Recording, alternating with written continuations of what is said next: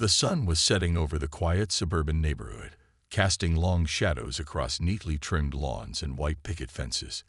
Agent Danielle Harper sat in her car, sipping coffee from a travel mug as she kept a watchful eye on the house across the street. It looked like any other home in the area. 2 stories, beige siding, flower pots by the front door. But Danielle knew better. Inside, a suspected drug dealer was meeting with his associates. Her job was simple: observe, gather intel, and report back to her team. Danielle had been an FBI agent for nearly a decade. She was good at what she did: meticulous, patient, and sharp-witted. But today, something felt off. Maybe it was the way the air seemed heavier than usual, or maybe it was the faint itch at the back of her neck that told her trouble might be brewing. Either way, she couldn't shake the feeling. Her thoughts were interrupted when she noticed movement out of the corner of her eye. A woman with perfectly styled blonde hair and oversized sunglasses stood on her porch, glaring directly at Danielle's car. The woman pulled out her phone, tapped the screen a few times, and then disappeared inside. Danielle sighed inwardly. Neighbors getting nosy wasn't uncommon during stakeouts, but this one looked particularly determined. Sure enough, less than 10 minutes later, the sound of sirens pierced the calm evening air. Danielle glanced in her rearview mirror and saw a police cruiser screech to a halt behind her.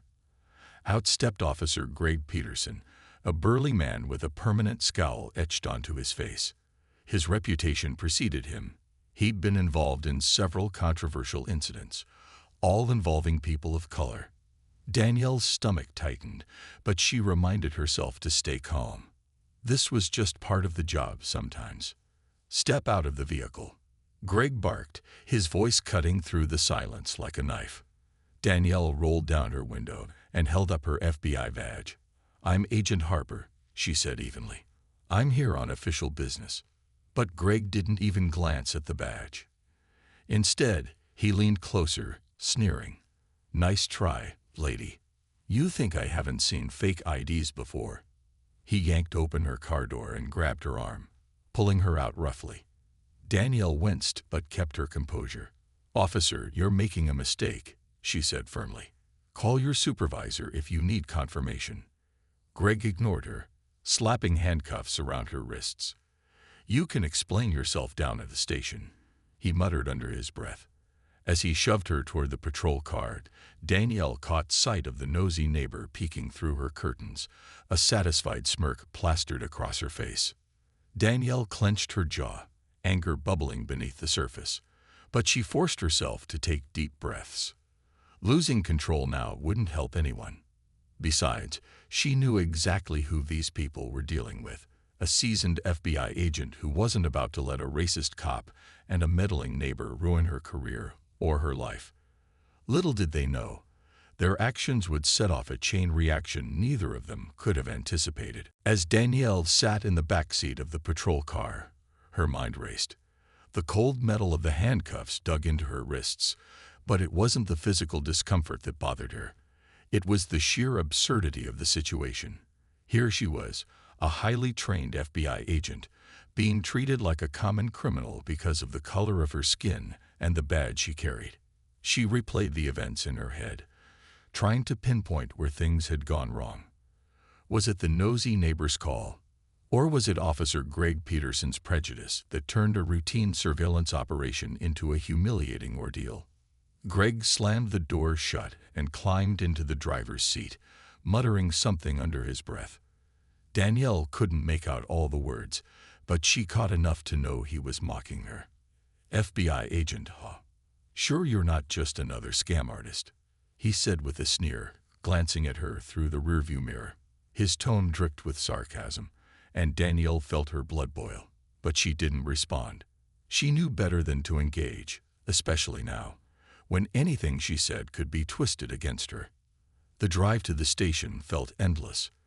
Danielle stared out the window, watching as the suburban streets gave way to the more industrial parts of town. Her thoughts shifted to the neighbor who had called the police. Who was she? Why had she singled Danielle out? It wasn't hard to guess. In neighborhoods like this, people like Karen Whitmore often saw someone like Danielle. A black woman sitting alone in a car, and jumped to conclusions without bothering to ask questions. Danielle had heard stories like this before, but experiencing it firsthand was different. It stung. When they arrived at the precinct, Greg practically dragged her inside, ignoring her repeated requests to contact her supervisor. The other officers looked up from their desks, some smirking, others avoiding eye contact altogether. Danielle kept her head high, refusing to let them see how much this was affecting her. Inside, she was seething, not just at Greg, but at the entire system that allowed people like him to abuse their power with little consequence. Finally, after what felt like hours, someone decided to verify Danielle's credentials. A senior officer made a quick phone call, and within minutes, the room fell silent. Danielle watched as Greg's face turned pale. He hadn't expected her story to check out. Moments later, she was uncuffed and escorted to a private office where an apologetic lieutenant assured her everything would be sorted out. But Danielle wasn't interested in empty apologies. She wanted answers and accountability. As she waited for her release paperwork to be processed, Danielle began piecing together her next steps. This wasn't just about her anymore. It was about exposing the rot within the system. She thought about Greg's dismissive attitude, the way he had ignored her badge and treated her like a liar simply because of her race. And then there was Karen, the neighbor who had set the whole thing in motion with her baseless complaint. Both of them needed to be held responsible, not just for what they did to her, but for the countless others who might have suffered similar treatment. By the time Danielle walked out of the precinct, the sun had fully set, casting the parking lot in shadows. She took a deep breath, letting the cool night air fill her lungs. For a moment, she considered going home, putting the whole nightmare behind her, and moving on with her life. But Danielle knew she couldn't do that. What happened today wasn't just an isolated incident. It was a symptom of a much larger problem. And if no one else was going to stand up and fight it, then she would. After all, she was an FBI agent. Uncovering the truth and fighting injustice was what she did best. The moment Danielle stepped out of the precinct, her phone buzzed incessantly in her pocket. At first, she thought it might be a colleague checking in, but when she unlocked the screen, her heart sank. Notifications flooded in, hundreds of them. Texts, emails, social media alerts, and missed calls lit up her phone. Curious, she opened one of the apps and froze. A video of her arrest had gone viral. The footage, captured by a bystander, showed Greg yanking her out of the car and handcuffing her despite her calm explanations. The camera zoomed in on her face as she held up her FBI badge, only for Greg to dismiss it with a wave of his hand. Comments poured in from viewers across the country. Some expressed outrage at Greg's behavior, calling him a bully and accusing him of blatant racism. Others praised Danielle for remaining composed under such humiliating circumstances. Hashtags like #JusticeForDanielle and #ExposeRacismInBlue began trending within hours. At first, Danielle felt overwhelmed. She hadn't expected this level of attention. But as she scrolled through the comments, something shifted inside her. People weren't just angry, they were inspired. Many shared their own stories of being profiled or mistreated by law enforcement. One woman wrote about how she'd been pulled over while driving her kids to school simply because her minivan looked suspicious. Another man recounted being detained outside his own home after a neighbor called the police on him for loitering. Each story fueled Danielle's resolve. This wasn't just about her anymore. It was about every person who had ever been treated unfairly because of their race. Back at her apartment, Danielle tried to decompress, but sleep eluded her. Instead, she spent the night researching Greg Peterson. It didn't take long to uncover a pattern. Over the past 5 years, he'd been the subject of multiple complaints, all filed by people of color. One case involved a black teenager who had been tackled to the ground during a traffic stop for no apparent reason. Another concerned a Latino family whose car was searched without probable cause. None of the complaints had led to disciplinary action, which only deepened Danielle's frustration. The next morning, Danielle decided to reach out to someone she trusted, Special Agent Marcus Reed, her mentor and former partner. Marcus had seen it all during his decades-long career, and Danielle knew he would understand what she was going through. When she called him, his voice was filled with concern. "Are you okay?" he asked immediately. "I'm fine," Danielle replied, though her tone suggested otherwise. "But I need advice, Marcus. This can't go unanswered." Marcus listened intently as Danielle explained everything: the arrest, the viral video, the backlash, and her growing determination to hold Greg accountable. When she finished, there was a pause on the other end of the line. Finally, Marcus spoke. "You have every right to file a formal complaint, Danielle, but you need to think carefully about how far you want to take this. Exposing systemic issues isn't easy. There will be pushback, not just from Greg, but from others who don't want to see change." Danielle nodded, even though Marcus couldn't see her. "I know it won't be easy," she said firmly. "But if I don't do something, who will? If we let this slide, Greg will keep doing what he's doing, and so will people like him. That's not justice." Marcus sighed, then offered a small chuckle. "You've always been stubborn, haven't you? All right, here's what I suggest." He went on to outline a plan for gathering evidence, documenting patterns of misconduct, and presenting a case that would force the department to act. By the time they ended the call, Danielle felt a renewed sense of purpose. As she closed her laptop and leaned back in her chair, Danielle allowed herself a brief smile. The road ahead wouldn't be easy, but she was ready. For too long, people like Greg had operated with impunity, hiding behind badges and blind eyes. Now, thanks to the power of social media and Danielle's unshakable determination, the truth was finally coming to light.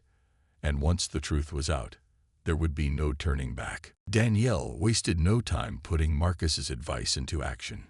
She knew she couldn't rely solely on the viral video or public outrage to bring Greg and Karen to justice. She needed hard evidence. And as an FBI agent, she had the skills and resources to dig deeper than most people ever could. Her first step was reviewing police records, internal memos, and civilian complaints filed against Greg over the years. It wasn't easy. Some documents were buried in archives, while others required formal requests through legal channels. But Danielle was patient, methodical, and relentless. What she uncovered was damning. Greg's history of misconduct stretched back nearly a decade. In addition to the complaints Danielle had already found, there were reports of excessive force, racial slurs used during arrests, and even falsified evidence in minor cases. One particularly alarming pattern emerged. Nearly 80% of his disciplinary incidents involved Black or Latino individuals. Danielle meticulously organized the information, creating a timeline that painted a clear picture of systemic bias. She also reached out to several victims willing to share their stories publicly. Their testimonies added a human element to the cold facts, making it impossible to dismiss Greg's actions as isolated mistakes. But Greg wasn't the only target. Danielle turned her attention to Karen Whitmore, the neighbor whose careless call had set everything in motion. At first glance, Karen seemed harmless, an ordinary suburban woman with too much free time. But Danielle's investigation revealed a more troubling side. Over the past few years, Karen had made dozens of 911 calls, many of them targeting people of color for trivial reasons. A Black teenager walking home from school. Suspicious. A delivery driver parking briefly in front of her house. Threatening. Even a family hosting a barbecue in their backyard had been reported for being too loud. Danielle dug further and discovered that Karen had a history of disputes with neighbors, often escalating minor disagreements into lawsuits. Two former residents of the neighborhood told Danielle they'd moved away specifically to escape Karen's constant accusations and threats. Armed with this information, Danielle began connecting the dots. Karen wasn't just a nosy neighbor. She was someone who weaponized privilege, using her position to harass and intimidate those she deemed out of place. With the evidence mounting, Danielle decided to take things a step further. She reached out to community activists and local journalists, sharing her findings in confidence. Word spread quickly, and soon, reporters began investigating Karen's behavior independently. Neighbors who had once stayed silent out of fear or indifference came forward, corroborating Danielle's claims. One man described how Karen had called the police on him simply for trimming his hedges at night. Another recounted how she accused his son of vandalism after a stray ball landed in her yard. The more people spoke up, the clearer it became. Karen's actions weren't isolated. They were part of a deliberate pattern of discrimination. As Danielle pieced together the final bits of her case, she felt a mix of emotions. On one hand, she was proud of what she'd accomplished. She'd uncovered layers of injustice that might otherwise have remained hidden. But on the other hand, she was angry, not just at Greg and Karen, but at the system that allowed them to operate unchecked for so long. Still, Danielle reminded herself why she was doing this. It wasn't just about revenge or retribution. It was about exposing the truth and holding people accountable for their actions. By the time she finished compiling her dossier, Danielle had created an airtight case. Every document, testimony, and piece of evidence pointed to one undeniable conclusion. Greg Peterson and Karen Whitmore were guilty not just of wrongdoing, but of perpetuating harmful stereotypes and reinforcing systemic inequality. With the weight of the truth behind her, Danielle prepared for the next phase of her plan, a face-to-face confrontation that would leave no room for denial or excuses. The day of the confrontation arrived, and Danielle walked into the conference room with her head held high. The room was filled with representatives from various organizations: the FBI's Civil Rights Division, the Department of Justice, local government officials, and even a few community leaders who had been invited to observe. At the far end of the table sat Greg Peterson and Karen Whitmore, looking distinctly out of place. Greg fidgeted nervously with his tie, while Karen clutched her purse tightly, glancing around the room as if searching for an escape route.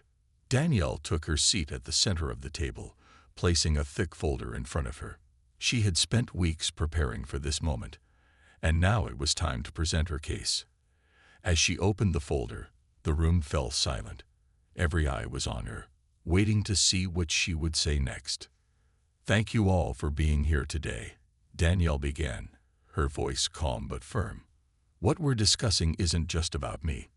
It's about accountability, transparency, and ensuring that no one else has to endure what I went through." She paused, letting her words sink in before continuing. "Officer Greg Peterson and Ms. Karen Whitmore have both demonstrated behaviors that are not only unacceptable but harmful to our communities. Today, I want to show you why." She turned to Greg first. Pulling out printed documents and photos, she laid them out on the table like pieces of a puzzle. "Officer Peterson has a long history of misconduct, particularly when it comes to interactions with people of color. These aren't isolated incidents. They form a pattern. For example, she slid over a report detailing the wrongful arrest of a black teenager during a routine traffic stop. And here's another case where a Latino family was subjected to an illegal search without probable cause. Each document told a story, and together, they painted a damning picture of bias and abuse." Greg shifted uncomfortably in his chair, sweat forming on his brow. When he finally spoke, his tone was defensive. "These accusations are baseless," he snapped. "I was just doing my job. If someone looks suspicious, I have every right to investigate." Danielle raised an eyebrow. "Suspicious? Or did their skin color make them suspicious?" She countered, her voice sharp but controlled. She then played video clips from body cameras and dashcams showing Greg using derogatory language and escalating situations unnecessarily. The room grew tense as the footage rolled. Even some of the officials exchanged uneasy glances. Next, Danielle turned her attention to Karen. Opening another section of her folder, she revealed screenshots of Karen's 911 call logs, along with statements from neighbors who had been targeted by her complaints.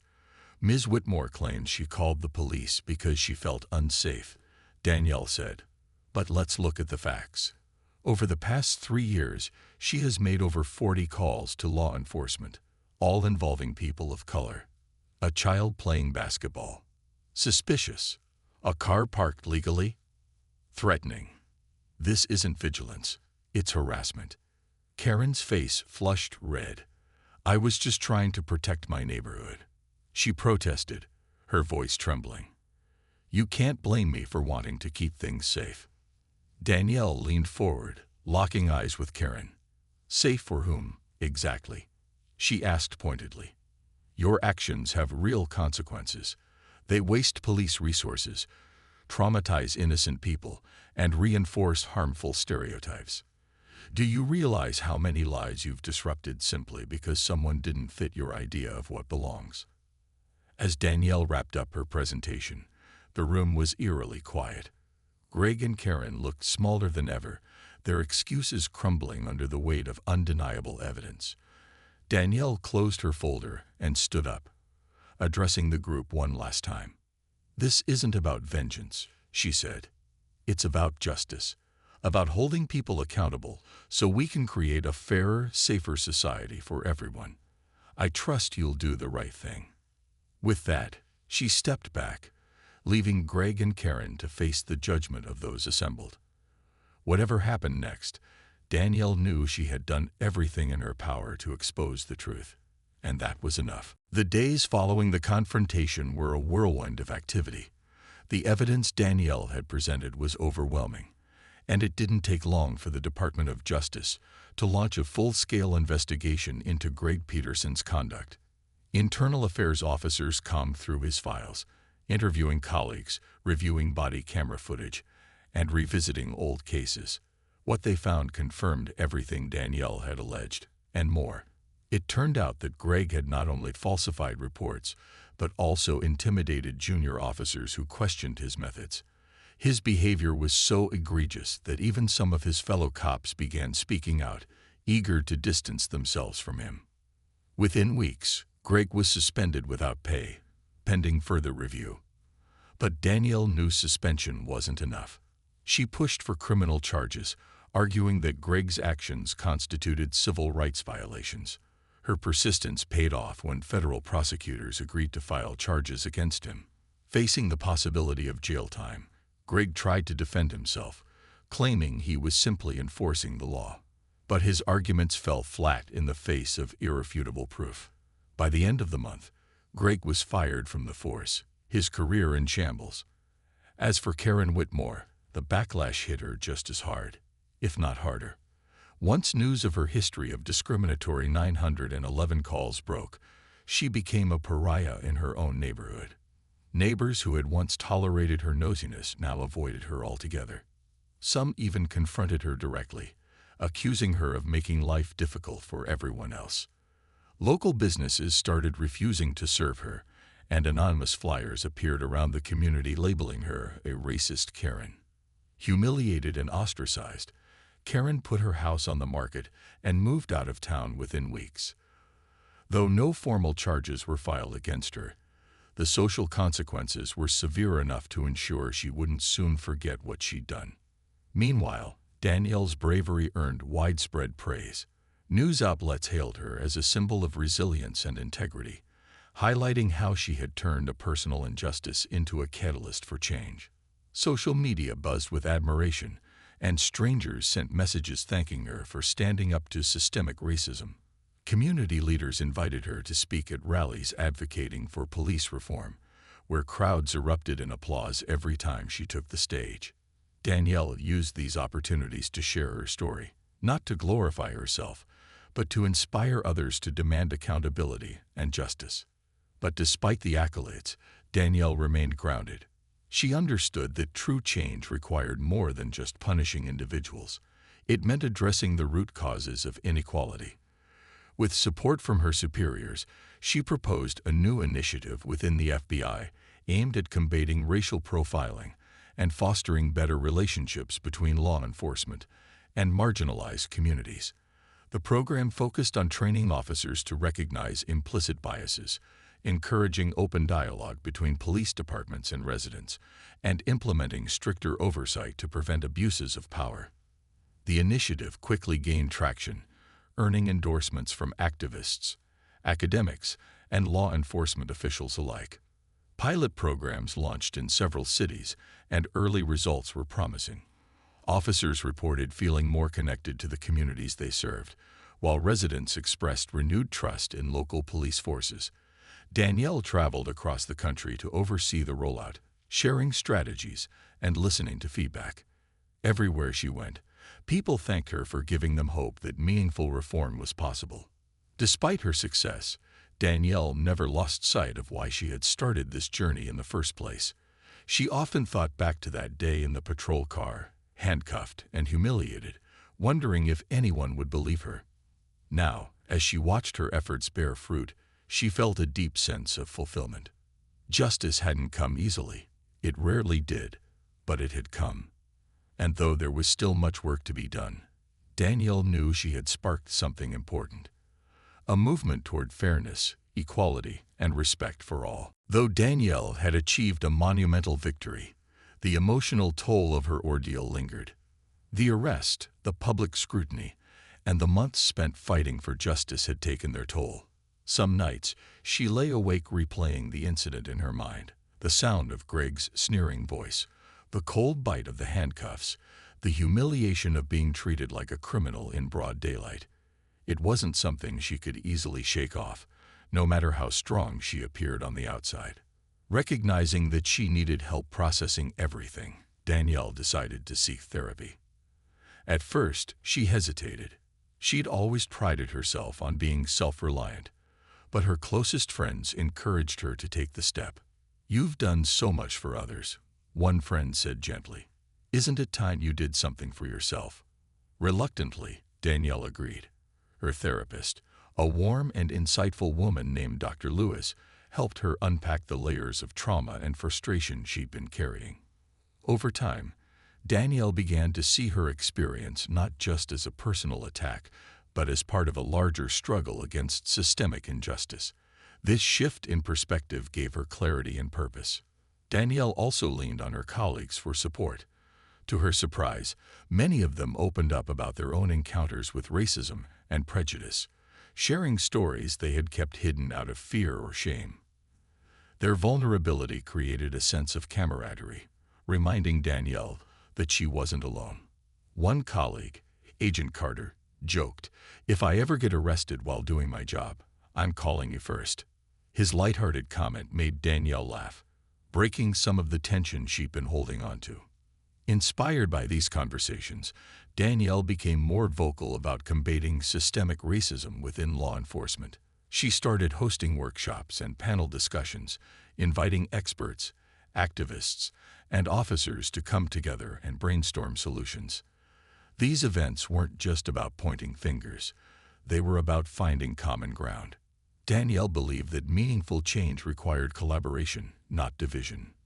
During one particularly powerful session, a young officer stood up and admitted he had once dismissed complaints about racial profiling because he thought they were exaggerated.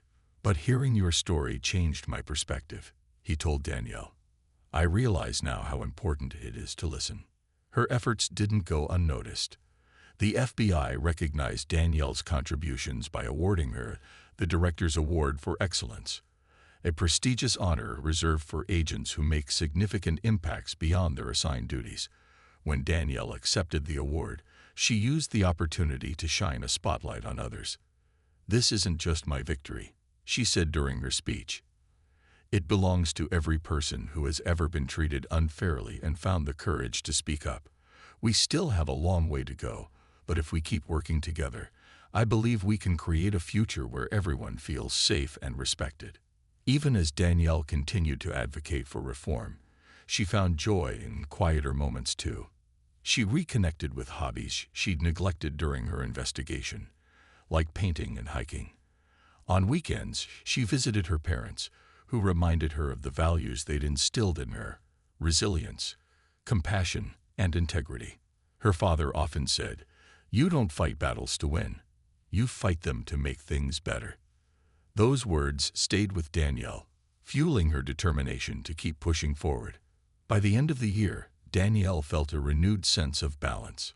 She had turned pain into purpose, using her experience to inspire others and drive change. Though scars remained, they served as reminders of how far she'd come and how much farther she could go. For Danielle, healing wasn't about forgetting. It was about growing stronger, wiser, and more committed to making the world a better place.